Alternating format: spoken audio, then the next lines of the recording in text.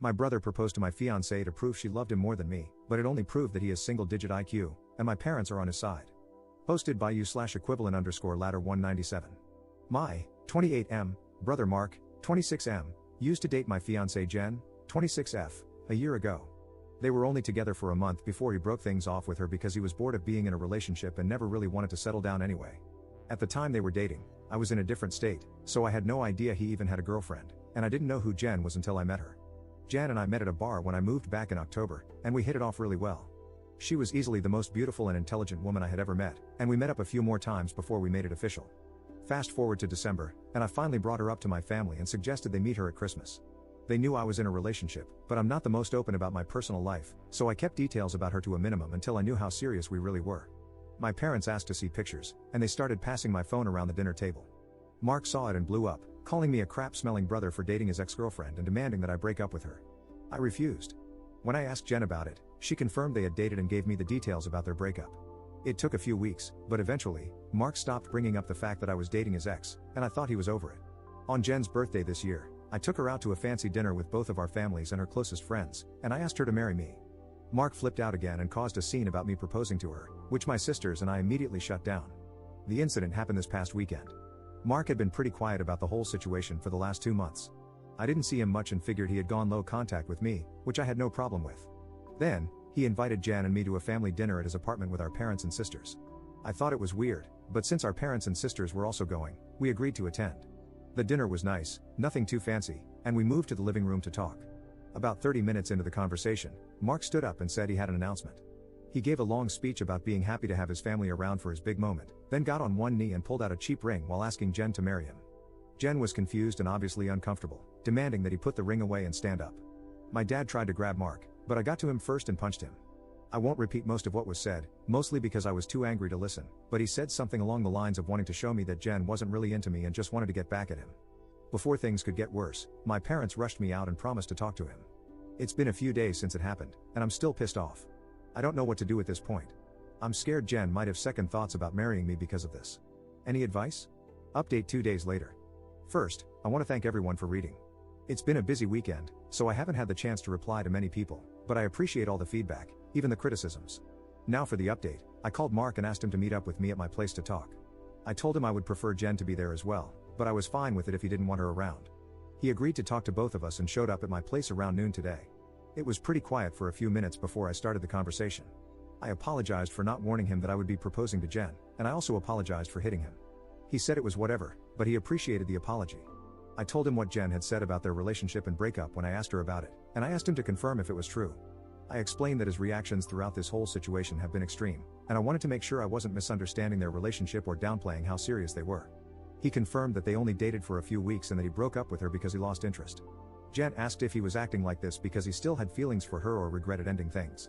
He said he could admit that he found her more attractive than when he last saw her, but there weren't any feelings or regrets. He said he just didn't like seeing a girl he dated, even if it was short term, with his older brother, and as a man, I shouldn't have violated him by pursuing things with his ex. I reminded him that I had no idea they had dated, so it wasn't like I consciously did this knowing their history. He shrugged it off and said it didn't matter, I still should have broken it off. He was adamant that if the roles were reversed, he would have done the same thing, which I doubt. I asked him why he proposed to her if he didn't have any lingering feelings. To sum it up, he said he had been talking to one of his buddies who was around when Mark and Jen dated. The guy put the idea in his head that maybe Jen knew from the start that we were related and was doing this to get back at him, considering she had been hung up on him after they broke up. He and his friend thought it would be a good idea to test this theory, so Mark came up with the idea to propose and see if she would dump me for him.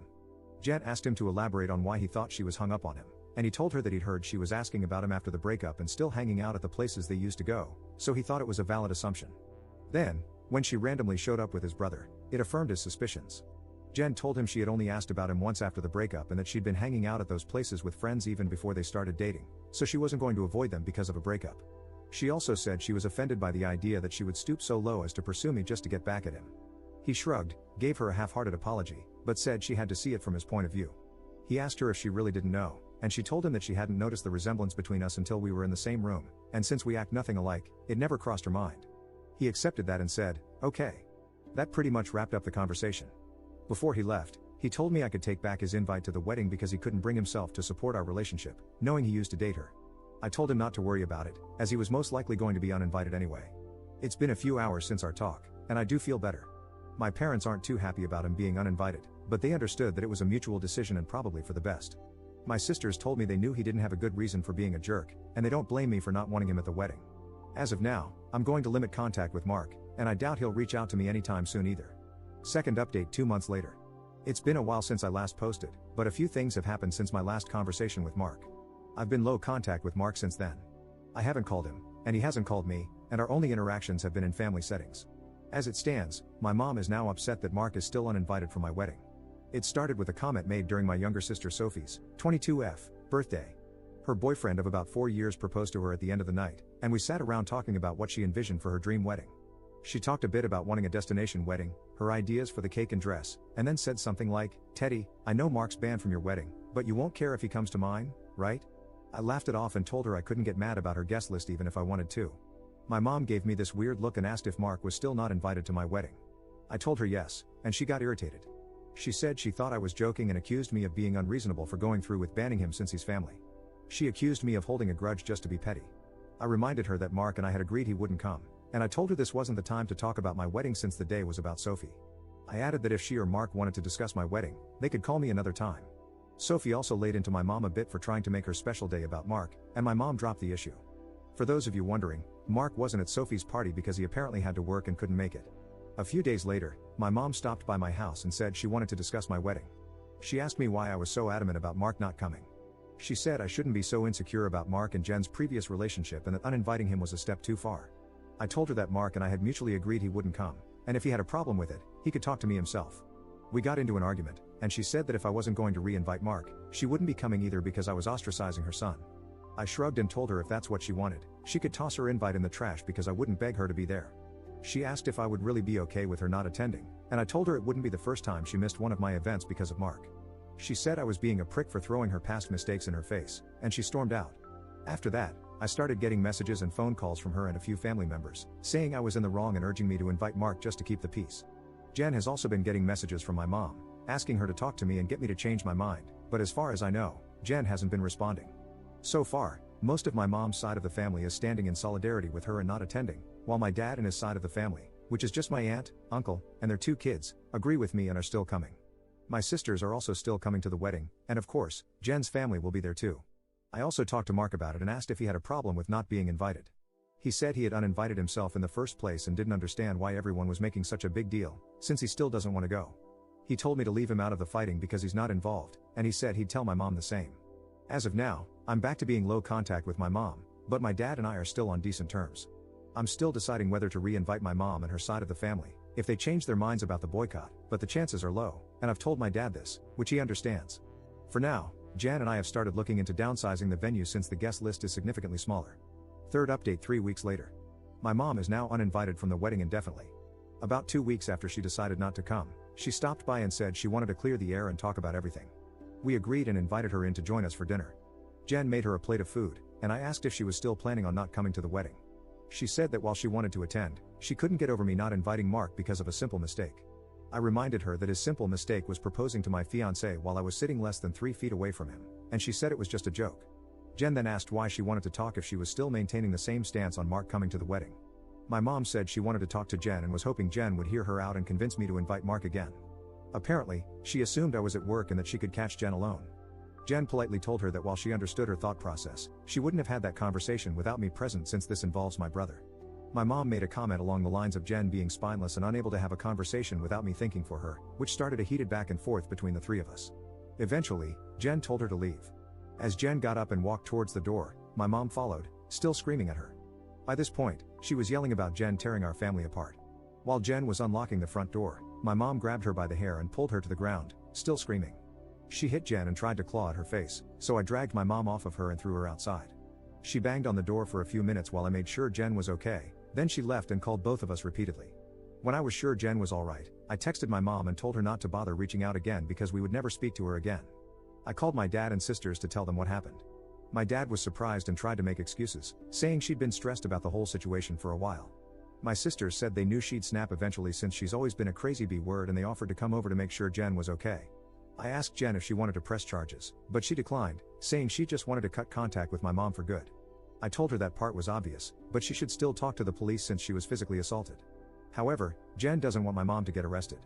Thankfully, my sisters and Jen's mom came by to comfort her, so she's doing okay. My mom is blocked on everything until Jen says otherwise. I genuinely don't know what to do now. Jen doesn't want to go to the police because she feels guilty about having my mom arrested over this, but my sisters and I want to convince her to file a report. At the very least, I'd want documentation in case something happens in the future. Profile post 2 days later. Some people have been asking questions about my mom and my decision not to be open with Jen about my relationship with my parents, so I figured I'd give some background on why things are so strained. Like some of you mentioned, Mark was the golden child. He was my mom's baby boy, and she didn't do much to hide it. My parents didn't spend much time with my sisters and me like normal parents do unless they had to, but they spent as much time with Mark as possible.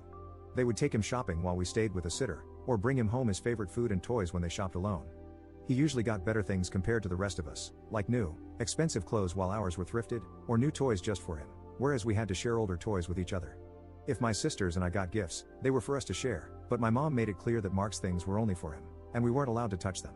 When Mark would screw up, I'd get punished for not being a good role model and for not showing him the proper way to behave. For example, when Mark went through a phase of breaking his toys, I got the beating because, according to my mom, he obviously learned the behavior from me. When he was 8, Mark got in trouble at school for trying to push a kid down the stairs. I was grounded for 2 weeks and told to apologize to the kid for not teaching my brother better. When I turned 13, I pushed my parents to start giving me an allowance. They agreed, as long as I did household chores like mowing the lawn, taking out the trash, raking leaves, etc.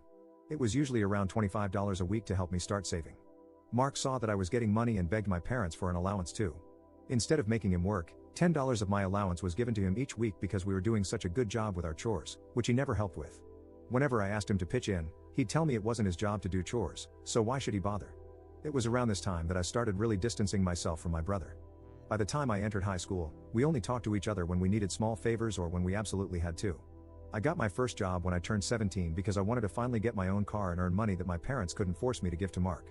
My oldest sister, Maggie, helped me open my own bank account and taught me how to properly budget and save my money. After all my hard work, I bought my first car at 18. When Mark got his license, my parents asked me to let him use my car to get around and for extra practice behind the wheel.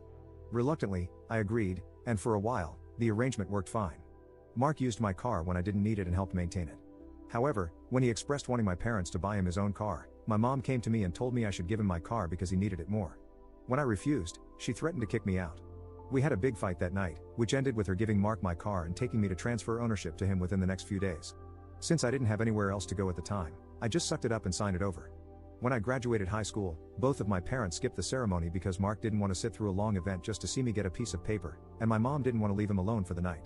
So, I only had the support of my sisters, along with my aunt and uncle, who wanted to take me out to celebrate. However, they ended up having to bring me home at my parents' request because they had made me dinner to make it up to me. The dinner, unfortunately, was something I couldn't eat because my mom had put shrimp and chicken on the same serving dish, and I'm allergic to shellfish. In my first year out of high school, I worked 2 jobs to buy myself another car, and at the start of the new school year, I moved away for college and cut contact with my parents. They, mostly my mom, tried to reach out for the first few months through social media and Sophie, but I never responded. I also told Sophie she'd be cut off too if she kept trying to connect us. When my mom couldn't get to me through Sophie, she tried going through my older sister Charlotte, and a few times through Maggie and Mark, until I threatened to file a restraining order for harassment. It was a bluff because I had no idea how to do it, but it managed to scare her off. After that, the most I received from her were occasional happy holidays texts over the years. Around the time I moved back, Charlotte told me that they had been seeing a family therapist, at her request, and my parents wanted to apologize for how they treated us.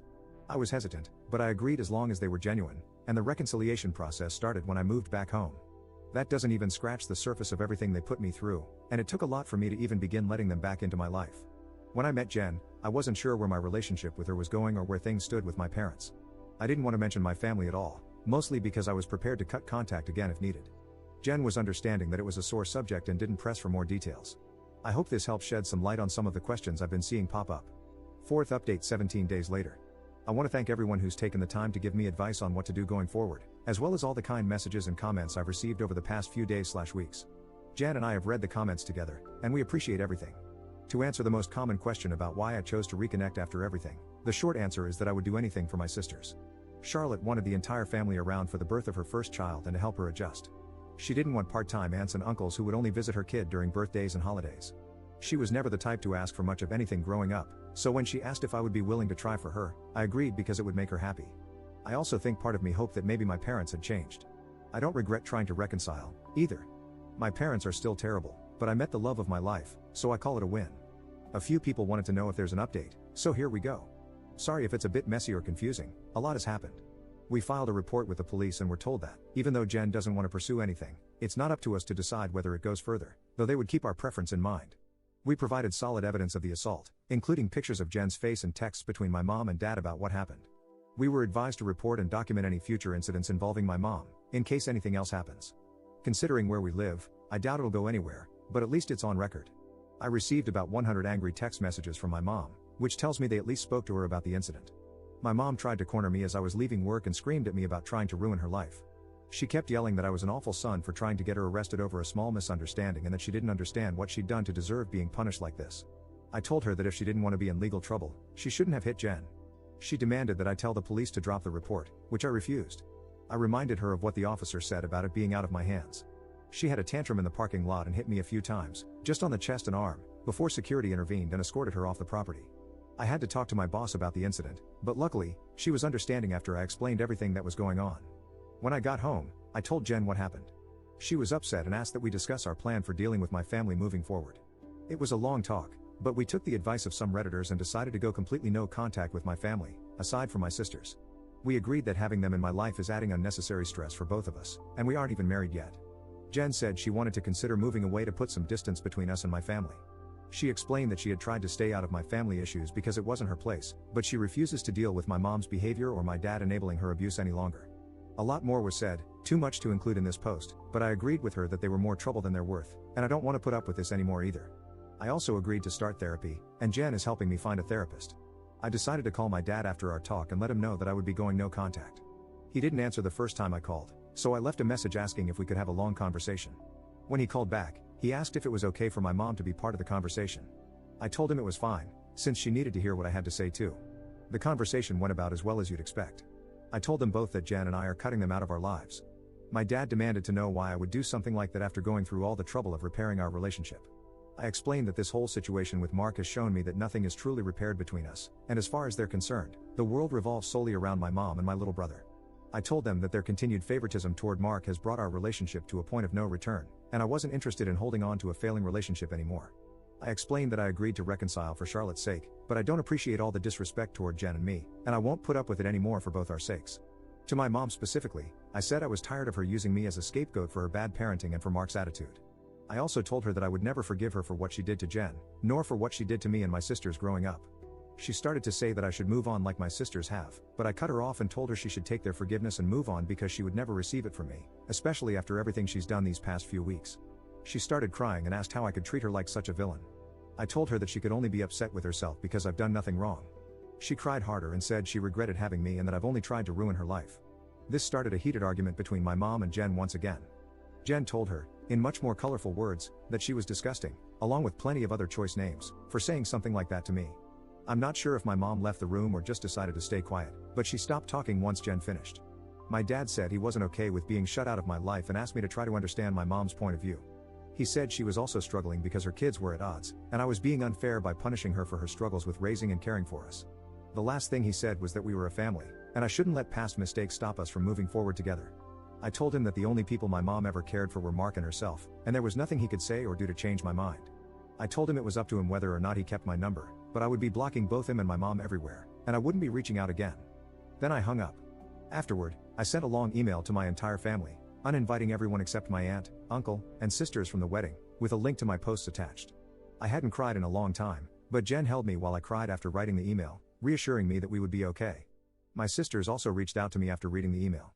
I apologized to Charlotte for not being able to continue reconciling like she wanted, but she told me it was okay and that it's not my fault I had to cut them off again. The response from my family has been pretty mixed. Some are angry that I aired out family issues on a public internet forum, while others are upset with my parents because they never knew it was this bad. The last person I talked to about everything was Mark. He asked if I was cutting him off too, and I told him I wasn't, but I wouldn't be going out of my way to reach out to him either. He didn't argue and just wished me the best with the wedding, and we haven't spoken since. Right now, Jan and I are looking for a new place to stay. The plan is to move closer to Jen's brother, who lives about 3 hours from where we are now, and we both like the city he's in. I spoke to my boss about transferring, and Jan is looking into working 100% remotely or possibly finding a new job. Once again, our venue has changed.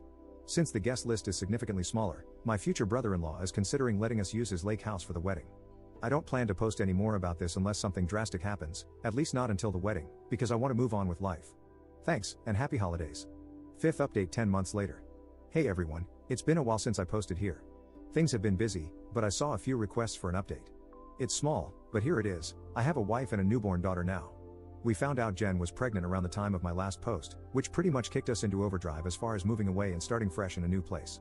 I was able to transfer to a different location, and Jen found a new job that allows her to work remotely.